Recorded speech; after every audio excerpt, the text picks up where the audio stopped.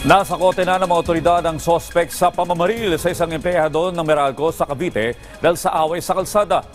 Alamin natin ang detalye sa report ni J.M. Pineda. Kita sa video na ito ang paghinto ng dalawang sasakyan sa barangay Salitran 3 sa Dasmariñas, Cavite. Bumukas ang bintana ng pulang kotse at tila nakikipagtalo pa sa sakay ng nasa kulay puting sasakyan. Pilit niya rin itong ginigit-git. Ilang sandali pa, kumaripas na ng takbo ang pulang kotse. Pinaputukan na pala nito ang kanyang nakalitan. Dead on arrival ang biktima na isa palang empleyado ng Meralco.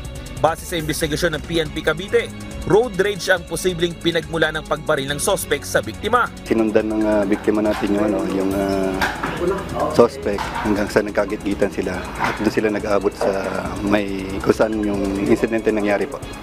Yung typical po na away sa kalsada na yung mga kadalasan po na nangyari, ganun po. Makalipas ang 5 araw, nasa kote na ng mga otoridad ang sospek sa isang follow-up operation.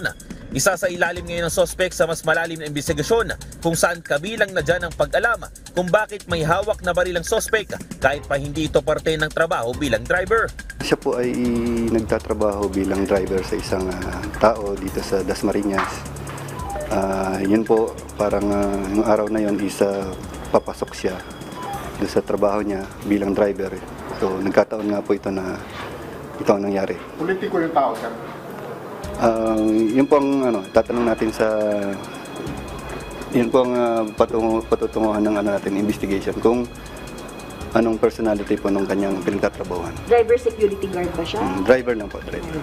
Kanina ay mismo si Interior and Local Government Secretary John Vic Remulla ang nagarap sa sospek sa publiko. Dito ay sinabi niya na case solved na ang nangyaring pagpatay sa biktima. Malaking bagay umano ang kooperasyon ng mga barangay officials, pati na rin ang LGU ng Imus Cavite kung saan nakatira ang sospek.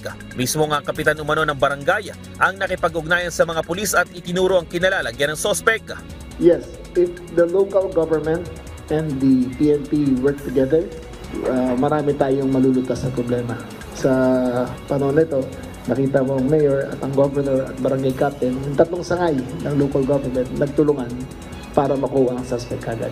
Samantala, muli namang pinabulaan ni Remulla ang kumakalat sa social media na ang dahilan umano ng pagsibak kay ex-PNP Chief General Nicolas Torre III ay ang hindi nito pagpirma sa isang budget insertion na may halagang 8 bilyong piso para makakuha ng nasa 80,000 firearms units.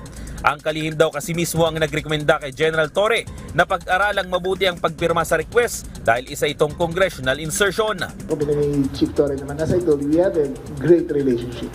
Ngayon, pinag-aaway kami ang team ko. And I still maintain and I would like to give him credit na tinanggihan niya talaga as I recommended.